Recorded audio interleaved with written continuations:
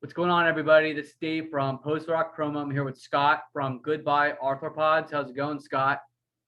I'm very wonderful, thank you. That's what I like to hear. Let's jump right into it. So, when and how did you guys form? It formed just kind of by myself. It was just kind of a my own personal music endeavor that I wanted to start.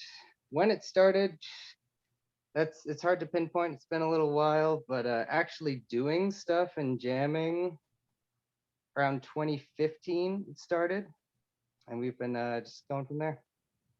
Sweet. So, you guys just released a new EP, God and Aliens. How's the response been? Yes, God and or aliens. It's been to be honest, it's been a little modest, but very positive. Sweet. So, who did you guys record it with, and how was the process? We recorded it by ourselves in our bedrooms because we can't jam because of the Rona. But it was a fun process. There was it's just kind of sitting down, recording something, sending stuff back and forth, and then you know what, it ended up turning up pretty cool. Cool. So, how's the you're from Toronto, Canada? How's the scene there? Do you have a favorite local band or favorite venue? Ooh, favorite. So we're just outside Toronto, a little east, place called Oshawa. And there's a very classic venue there called the Atria that everybody knows about. It's pretty awesome. But a favorite local band, a little north of us, there's a kind of like hardcore, a little bit mathcore band called Tangents, and they used to be a part of another math rock band called Like Animals that I'm quite fond of, and they've got to be my favorite one right now. Sweet. So, who are your biggest influences? That's a loaded question. Um, so maybe it's not the most obvious one, but it is undeniable that David Bowie is a huge influence, even if it's just his attitude as a musician, where it doesn't matter what the last record sounded like. He's kind of like, I want to do a jazz record this time, and then boom, Young Americans is a thing, and he just goes through so many genres and so many different places where I feel it makes me feel okay about, like, you know what, I don't care about consistency, just whatever I want to do, it's me, it's just done. Classic, man. He was very talented. Oh, he was so great. And then a little more of a literal influence for music wise, the Fall of Troy, very big. Radiohead, kind of similar to David Bowie, but also just the Dillinger Escape Plan. Oh, and one of my all-time favorites, Dance Gavin Dance. Absolutely adore that band.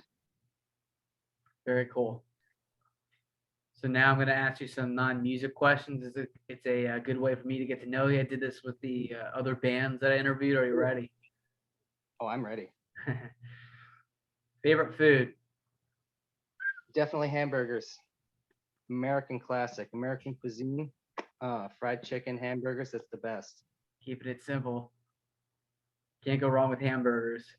Not, it's actually a lot more complex than you think. The entire food pyramid is in a hamburger. You got the grain with the buns, meat, you got your lettuce, onion, tomato, your vegetables, your dairy, your cheese. The perfect food. You can eat it with one hand on the go. Doesn't care. Hamburgers.